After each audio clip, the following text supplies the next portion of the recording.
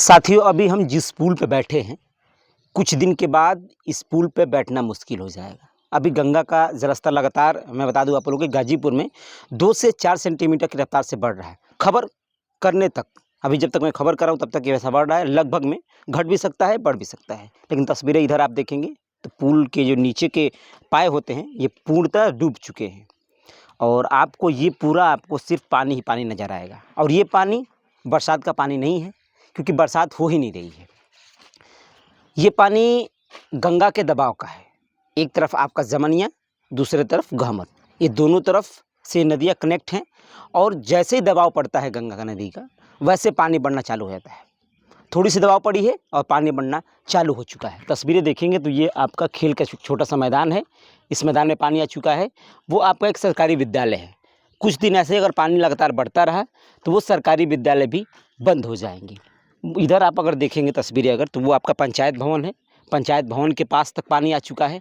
गांव के किनारे किनारे आपको पानी पानी नज़र आएगा, सिर्फ पानी।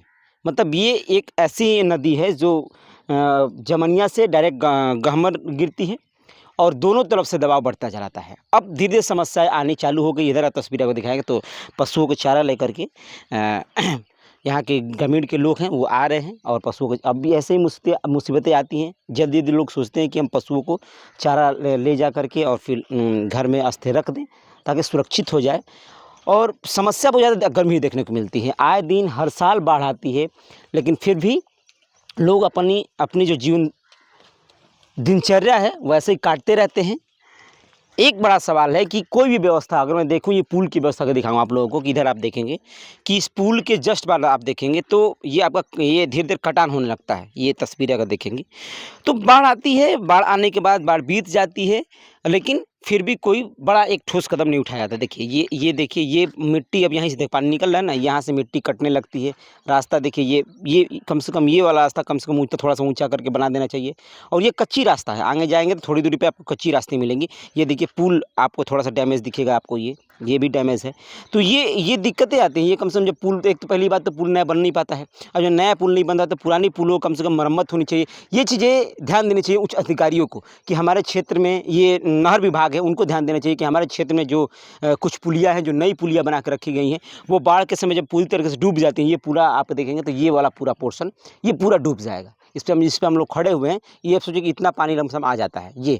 ये आपका पूरा विद्यालय की खिड़कियाँ डूब जाती हैं, ऐसा हो जाता है। लेकिन इस पुल की स्थिति कैसी हो जाती होगी आप खुद अंदाज़ा लगा सकते हैं। तो इसीलिए मैं कह रहा हूँ कि कम से कम इस चीज़ को ध्यान देना चाहिए कि बाढ़ आने के बाद, बाढ़ बीतने के बाद, बाढ़ क्षेत्र में अधिकारियों को गश्त करनी चाहिए कि किस जगह पे हमारे पुल हैं वो कितने डैमेज हैं, कितनी मरम्मत करनी है, क्योंकि हर साल बाढ़ आती है। ये आप तस्वीरें अगर देखेंगे तो पूरा जलमग्न हो चुका है इलाका।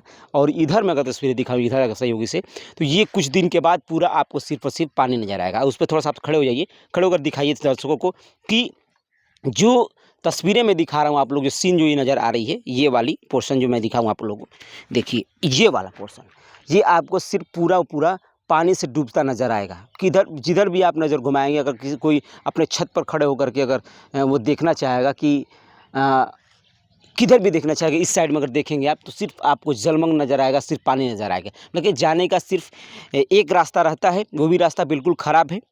चारों तरफ से ये सिवराई तहसील का ढाठा गांव चारों तरफ से डूब जाता है, यानी कहीं भी रास्ता नहीं बचता है, नावों का सहारा लेना पड़ता है। ये स्थिति होती है। एक पुलिया, यानी कि 2022 में 31 अगस्त 2022 को घटना घटी थी और यहाँ पे 7 व्यक्तियों की, यानी कि इसी गांव में के पास 7 व्यक्तियों की जान गई थी। वहाँ पुलिया बनाने की बात की थी, आज तक पुल तक नहीं बना और ऐसे ही लोग दिनचर्या काट रहे हैं। लगातार आपको बाढ़ की अपडेट देते रहेंगे। कैमरे के पीछे मैं हूं संतोष। धन्यवाद।